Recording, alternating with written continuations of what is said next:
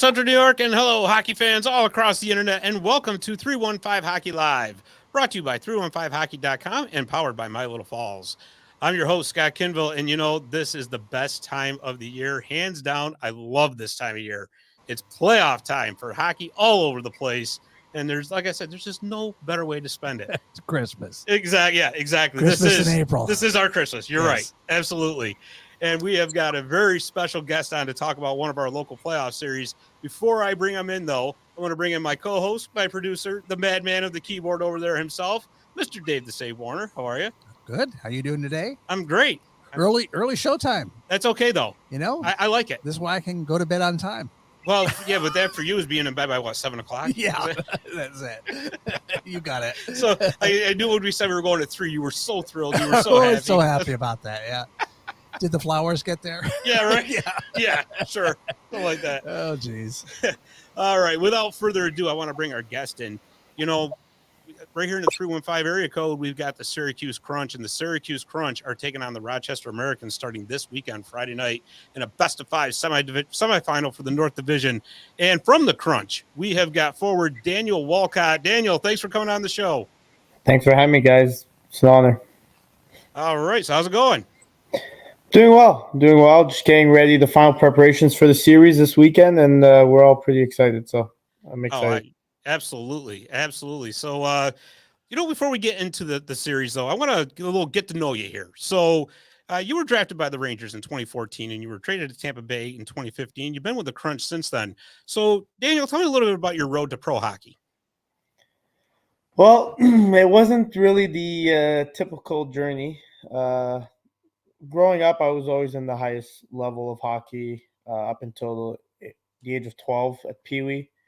I took a break from hockey, did a bit of football at my high school. So high school in Canada starts at grade 7. So when I got to high school, played football there for 5 years, and then decided that I wanted to go back into hockey. I still played a little bit of hockey here and there, but nothing competitive. After the football, my senior year, I said, I'm going to go back into hockey, moved to Chicago, play a year of high school hockey there. Then moved to St. Louis to play club hockey for the Lindenwood Lions in the Lindenwood University. And then from there, I went to the QMJHL in the Quebec League and played for the Armada for 2 seasons. Got drafted after my first season and played my second year as an overager. Then Very cool. Very cool. So when you were playing high school, what position did you play? I was a defenseman my whole life. Yeah. Oh, I'm sorry, for the football. Oh, football.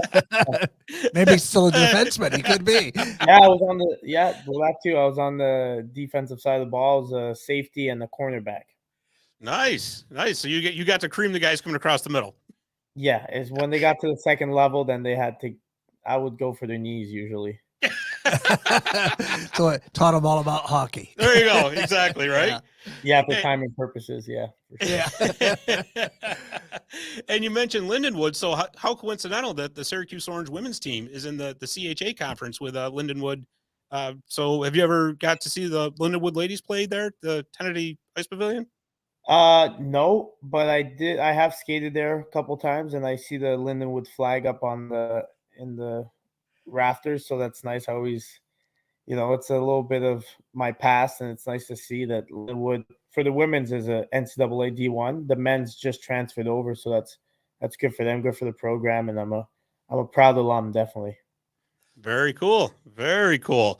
All right, so like we said, you joined the Crunch in 2015, and you've been there pretty much ever since. So, what are your favorite memories? Some of your time with the Crunch? Well, we've always had like a great group of guys year in, year out. The culture has been phenomenal from when I got here to now. It's kind of, I tried my best to keep the culture going, and I think I did a decent job of it because, guys come in and like guys like Pierre Cedric Lebru, who came in, who was here before me and came in now, and he's like, it's exactly the same. It's phenomenal. And I mean, so the group of guys, and then for sure the run we made to my second year, we went to the Calder Cup finals. We lost, unfortunately, but that whole experience, a whole, trip to the finals was unbelievable. And our barn got loud, and it was really crazy. And that's probably one of my best memories. Yeah, and that's that's such a historic barn you play in too. It's awesome. You almost like that aura as soon as you walk into that place. It's great. Yeah, and I mean, I hear from guys that used to play against us that come and join the team. They always say how hard it is to play in that building. The away locker room's not the best. The fans are walking through basically your locker room between periods, and they're in your face and they're really loud. So we're definitely fortunate to be in a building like that has so much history and that's so terrifying for other players. Yeah, exactly, right? I actually played in a charity game there once. Oh, really? Yeah, and I from didn't know the that. locker room that we were in, you had to walk up the stairs, which was a new experience for me with skates on. I'd never done that before. Yeah. I was like, oh, this is cool. Yeah. And then I was just hoping I didn't fall down and look like a complete clown in front of my teammates. That's great. But you mentioned that the culture of the team, because I'll tell you, Syracuse year in and year out just seems to be one of those teams that just never quits. Yeah, absolutely. I mean, from the moment our coach Ben came in, he wasn't here my first year, but we had some sort of a culture. And then when he came in, he brought in his own, and it's a no bullshit, work hard and be rewarded for it kind of mentality. And I mean, it's stuck along, and guys, it's hard for guys for different organizations where it's a lot different. But once guys settle in and buy into that mentality and that culture, then everyone's pushing in the right direction. We always find ourselves in playoff positions, and ever since, we've been a playoff team every year since he's been here. Yeah, absolutely. Absolutely. Because I mean, there's it's funny because obviously just like players, coaches have different styles. And you sometimes you hear about the players coach and he lets them do whatever they want. And then there's coaches that are, a little bit more what they call like maybe like a taskmaster or something like that. But it's funny, you talk to players who have those kind of coaches and they say, yeah, at first it's really tough to get used to, but at the end they respect them so much because it really just forms a winning culture and a winning identity for the team. Yeah, exactly. And as long as the coaching style doesn't waver from player to player, from day to day, and it's the same message to everyone, that's usually what brings success, especially for our team. It's everyone's held under the same microscope, and everyone's pushed in the same direction, and that's what's important. And like I said, as long as everyone's buying in, and it's up to older guys like me and our captain and guys that have been around to really show the way and show them that this hard work will definitely pay off and we'll be a successful team. For sure, for sure. So certainly one of your career highlights is you made your NHL debut in May of 2021. You were called up to the Tampa Bay Lightning to play a game against the Florida Panthers. Sorry about that. I had to turn that off. So, so what are you doing there? Yeah, right. Diving for the floor. So, anyways, you were called up to play a game against the Florida Panthers. Take us through that because I've always been kind of curious as to how a player finds out that they're going to go up to the NHL. Well, for me, it was a little particular because I had already been there for about a month. I was up that year. There was a taxi squad that would follow the team because of COVID. So it was a 5 or 6 players that would just follow the team. They weren't realistically called up. They were still kind of on the bubble, like between the American League and the NHL, but they would follow the NHL team around. So I had been on that taxi squad for about a month, and then the last game of the year, there was a couple injuries, couple suspensions, and we actually played Florida like back-to-back games with the day off in the middle. And Coach Cooper called me on the day off and said, "I hope you weren't at the pool bar all day because you're making your NHL debut tomorrow." And I was kind of like, "Yeah, no, I was." Thank God. Like, usually the other trips we would be out by the sun, in the sun, by the pool, hanging out. But yeah, no, I had a feeling that with all the numbers that were down, that I maybe would get a chance. But when he called me and said that, I was ecstatic. And he also he asked me if I wouldn't mind playing with Joseph and Smitty, which are 2 guys that I played with in Syracuse and they're good friends of mine. So I was excited about that as well. Yeah, that's really cool. And I'll tell you, that's got to make it so, I don't want to say easier, but more comfortable when you're on a line with guys that you've already played with and know when you're going into to play in the best league in the world in the NHL.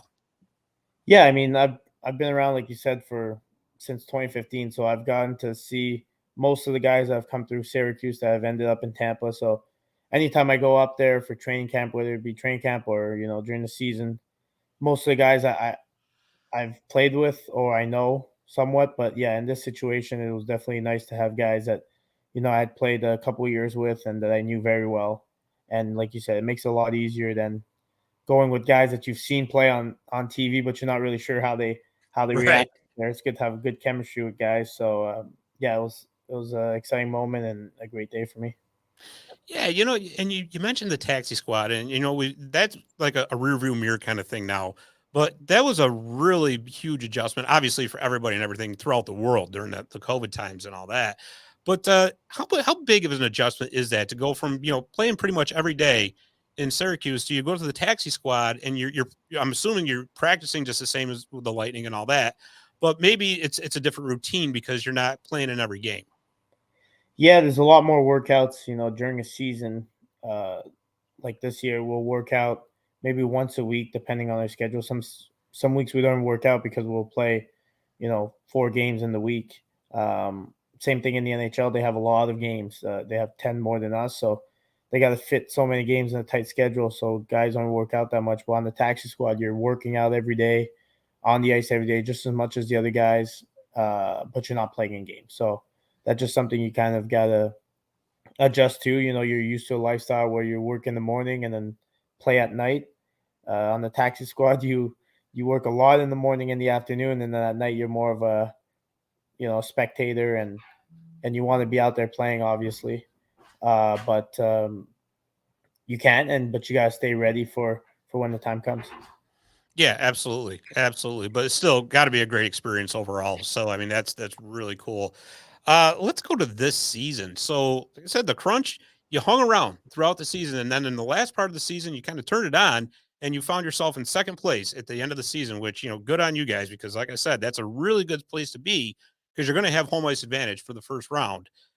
So, tell me, what are some of the strengths of this Syracuse Crunch team? Well, we're a team that really works hard and we don't give up.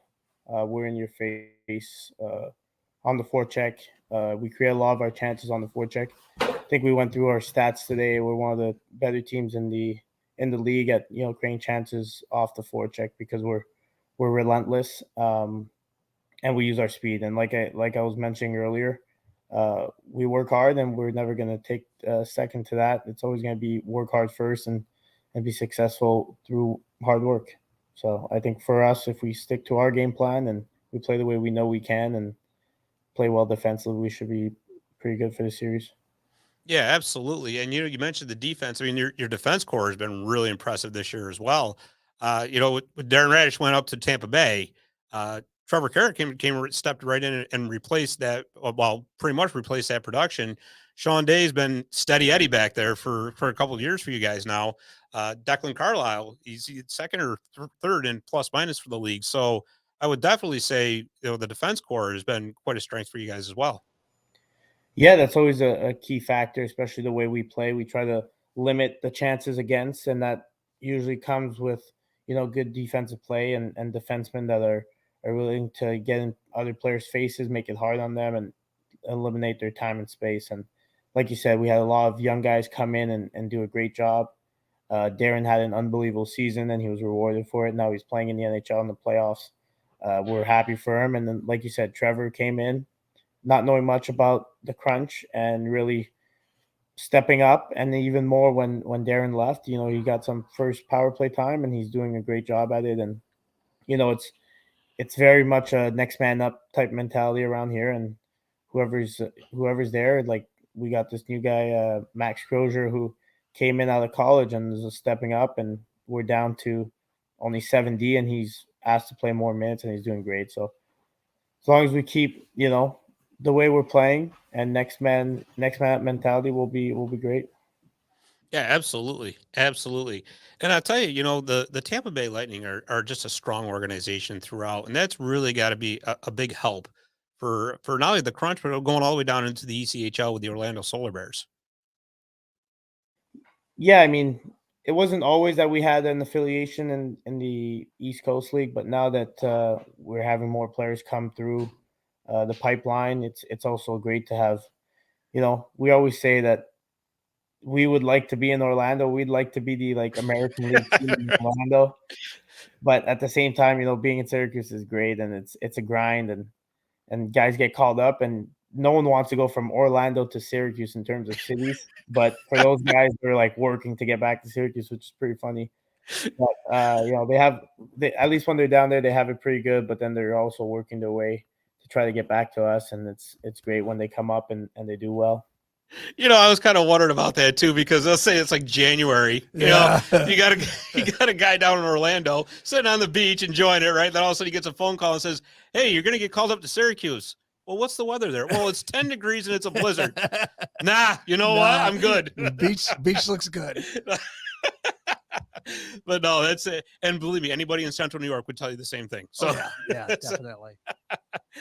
But yeah, you got that matchup coming up against the Rochester Americans, and looking at the stat sheets, you guys are very well matched up, pretty much even across the board in all categories, and you even split the season series, 6 games each. Yeah, I mean, and most of those games were overtime wins or losses. So, like you said, we're very even match teams, and we just gotta be that team that finds it early and quick, because it's a short series. When you think about it, it could be over in 3 games, and it'll go maximum to 5 games.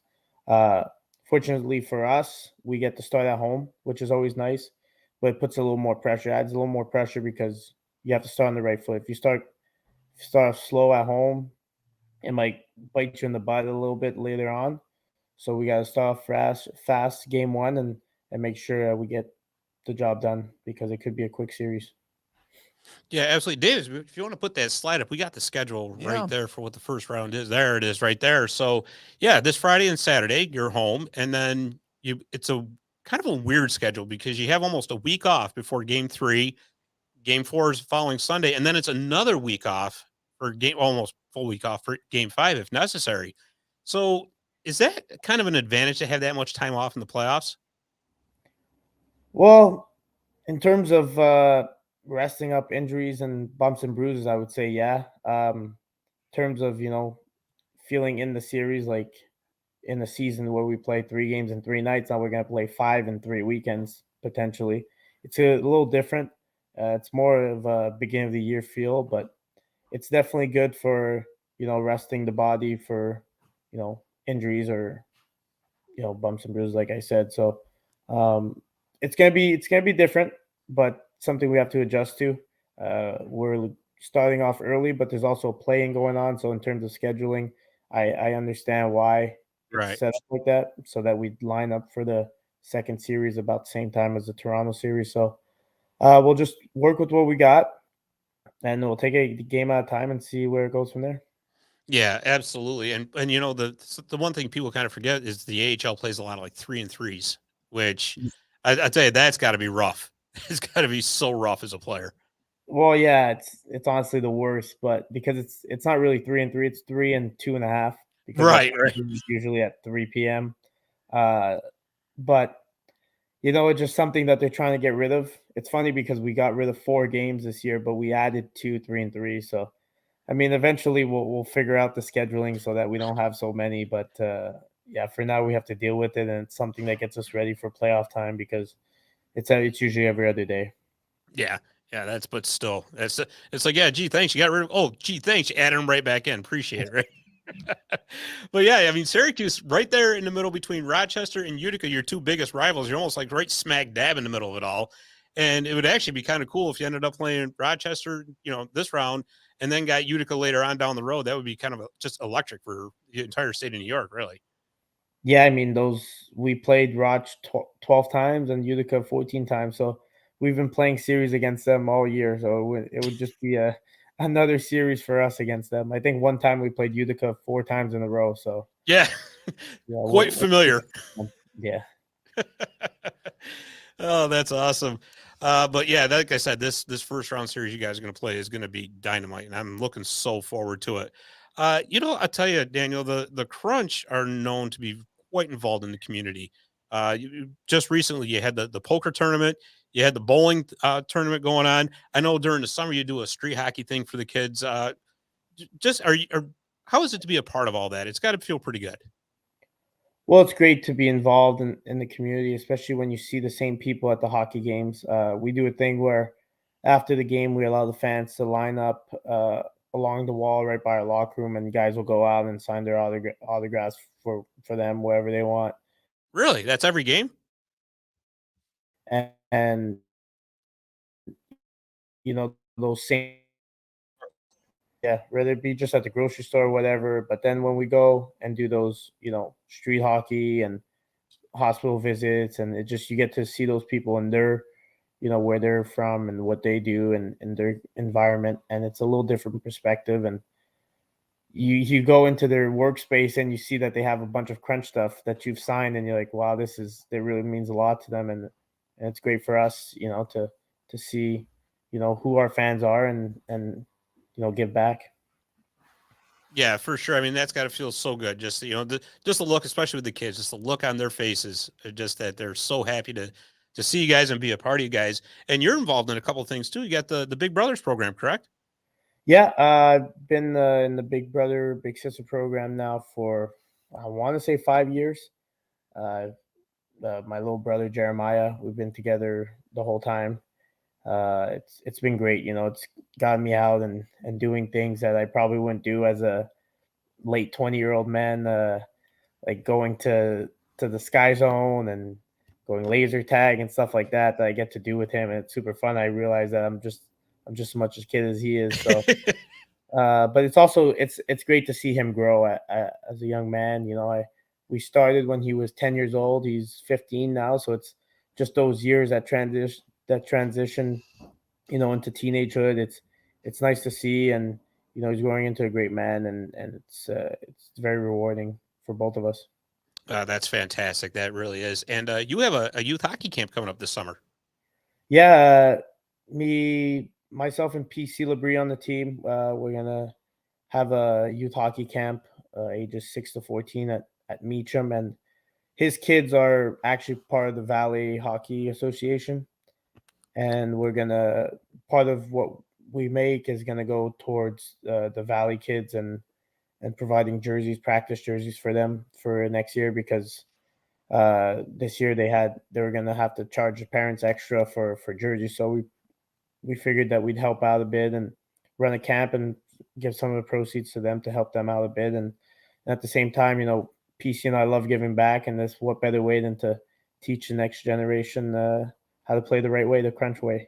That's awesome. That is really awesome. I'll tell you, as soon as we see the sign up info for that, we'll get it shared right out there for you, because that really is cool.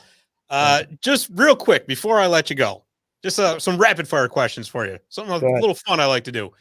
On the Syracuse Crunch, who's the best dresser? Jack Finley. Who would most likely become a WWE wrestler? PC Labrie. And last but not least, who would most likely end up on MTV?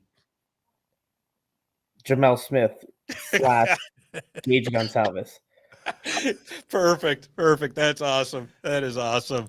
Well, Daniel, thank you for taking the time to come on and talk to us. We really appreciate it. And best of luck in the Calder Cup playoffs to you guys. It's going to be very exciting, and we're looking very forward to watching it. Thank you. Appreciate it. All right. Thanks very much. Appreciate it. Have a great day. All right. That was Daniel Walcott from the Syracuse Crunch. That was pretty cool, I got to tell you. So, Dave, what we're going to do is we're going to take a commercial break. And when we come back, we're going to break down that Syracuse Rochester series. And we got a big announcement coming out of Colgate. We'll have that for you when we come right back. Visit My Little Falls and stay connected with the latest news, information, and events in the city and the area.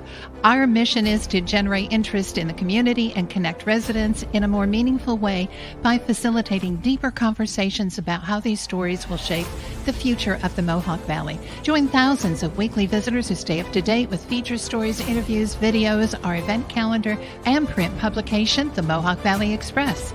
It's about timely local news for the community, keeping citizens informed about important issues, telling about the people who live and work here, and giving locally owned businesses the opportunity to reach a very targeted audience of locals and tourists alike. It's a whole new form of media-rich content developed specifically for today's mobile lifestyle and listeners. You can download our iOS app in the iTunes store, listen to our country music streaming radio station, or sign up for our weekly newsletter. Stop by today at mylittlepalls.com. You'll be glad you did.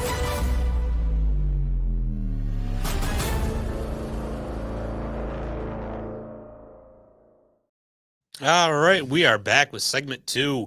So yeah, Dave, like we were talking earlier, this Rochester Syracuse series is going to be off the hook. I know. I can tell you right now, they're so evenly matched. As a matter of fact, they both finished with 81 points. Wow. But Syracuse had the tiebreaker, so they get home ice. Yeah. What are the odds? Well, pretty good now. It Pretty did good, happen, you know. Yeah. But no, I mean, looking down the stats real quick, they're so evenly matched. So the Crunch scored 252 goals this year. That's the 5th most in the AHL. These guys know how to put the puck in the net. Wow. And the Rochester Americans are no slouch in that department either. They scored 236. That's 8th in the league. So you got 2 top 10 offenses going at it. Wow.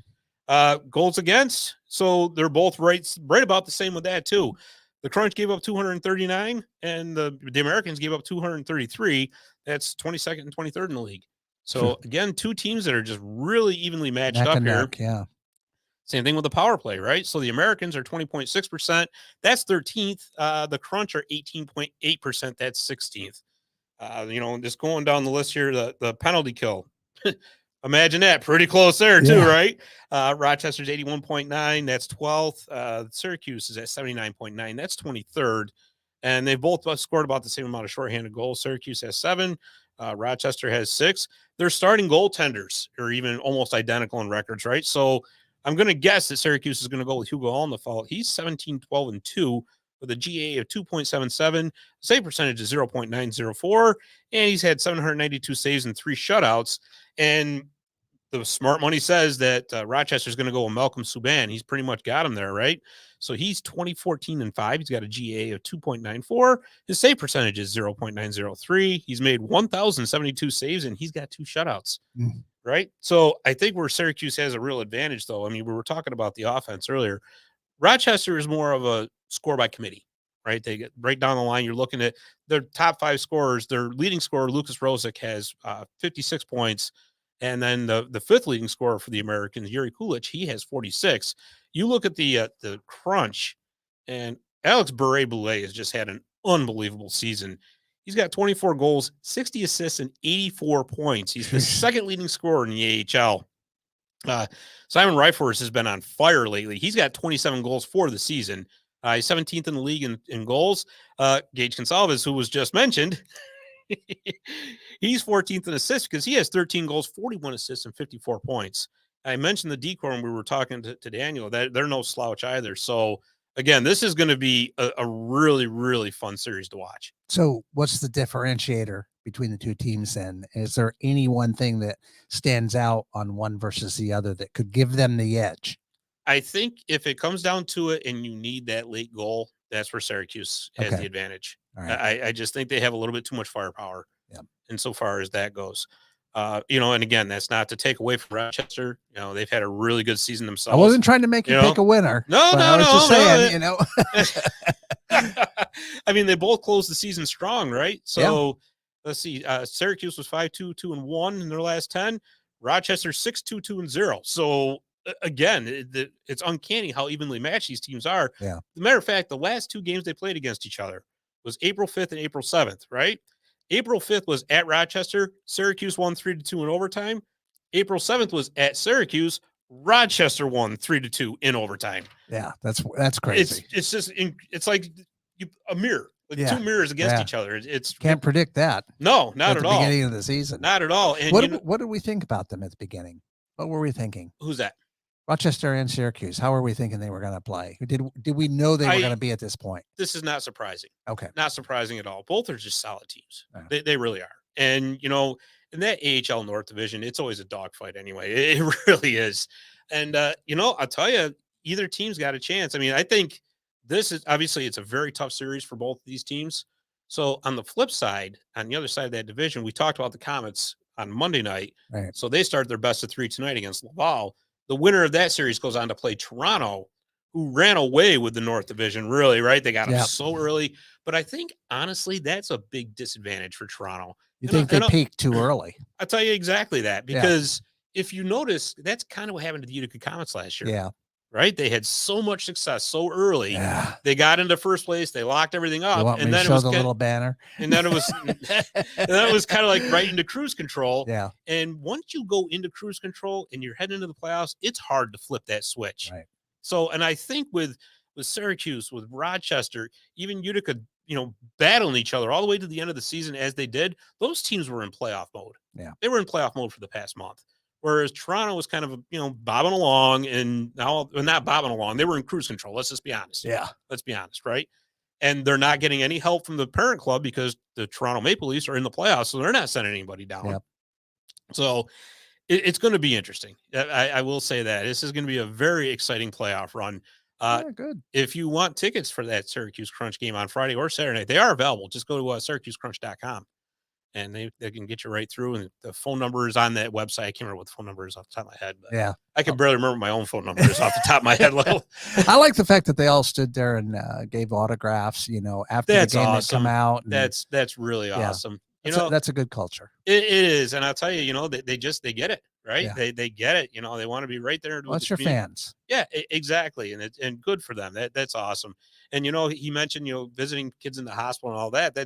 And what's nice about that is that's not stuff that you see, being plastered all over. They just do it. Yeah. And that's fantastic. And that comment about, going out and seeing people in their workplace and then seeing their memorabilia and your signature on it was kind of cool for him. I will let you know that it's the same on the other side, that if Right. you see them and they move up, say into the NHL, Sure.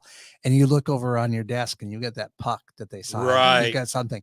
That's a cool feeling. Right. Exactly. Yeah. Absolutely. No. And, and I think that, obviously, Jim Sorosi, who was on our second episode, deserves a lot of credit with that too. He's really helped build that whole community culture type of thing. And, Megan Cahill's doing a great job as VP of their communications. So I'll tell you, Culture matters. it does. It really does. And good for them. Yep.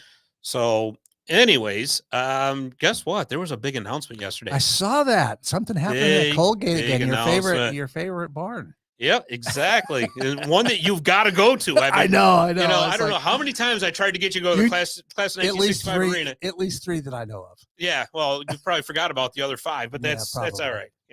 right. No, Coach Don Vaughan, the Raiders men's hockey team, has announced his retirement after 30 seasons. Was that expected? You know what? I know. I when I saw that, I go, what? I know. I did the same thing. Like, but I tell you, well deserved. Gonna miss him. I mean, you want to talk about just a class guy, just unbelievable coach, unbelievable, just human being, great guy. Hey, like I said, well deserved. He's gonna be missed. Yeah. That is for sure. He is gonna be so missed. Anybody in the wings or no? Haven't said anything yet. University has said that the search is now on for a new coach, of course. But no, like I said, just it's a big loss for Colgate, to see. But again, 30 seasons and everything that he's accomplished there. I mean, he was a big part of getting that class of 1965 arena built. And he's done so much for that school that, nothing but the best for him. Yeah. And you know what? It was great to see him go out finally getting that ECAC championship. You think that's what did it for him? I don't know. Or was it the big 3-0? I don't know. I mean, that's, obviously something that he would have to answer. I'm not even going to begin to speculate on that. But hey, listen, he watched what happened to Brady and he said, I'm going out on a high note. Yeah. Sorry, I had to bring that in. Yeah. Well, but no, that's like I said, good for Coach Vaughan. And, like I said, great. He's on the show a couple times, message back and forth with him. It's just a fantastic man. Yeah. So it was fun. It was absolutely. But like I said, we got a lot of playoff hockey coming, Dave. Yeah. Like I said, the Comets start tonight at 7. They're at Laval. Yeah. At Place Belle. You just I like love saying that. Yeah, I know you do. Yeah, I guess they're sold out. They're going to have close to 11,000 people there tonight. Man, it's going to be a wild. Gonna be rocking in the suburbs of Montreal. That's for sure. Yeah. So, but yeah, and incidentally, the Comets and the Crunch are both playing at home on Friday and Saturday night this weekend. So there is no excuse to not go to a hockey game this weekend. Well, unless you have my life. Well, all right, never mind. Let me retract that. Yeah. Okay. I can tell you the things I got going on. Yeah, that's all right. Yeah. That's a whole nother show. That's a whole nother show. Earth Day Saturday. Well, hey, well, there you go. Right? Yeah. There you go. Yeah. So I'm Clean sure. up your neighborhood. Come on, get out there. Well, I'll make sure I get your rake. Yeah. Anyways. All right. Well, that's all the time we got here for 315 Hockey Live. Once again, I want to thank Daniel Walcott from the Syracuse Crunch for coming on. And again, like I said, pay attention because hockey season or hockey playoff season is here and it's a blast. So for Dave the Save Warner, I'm Scott Kinville. Thanks for watching and listening, and we will see you next week on 315 Hockey Live.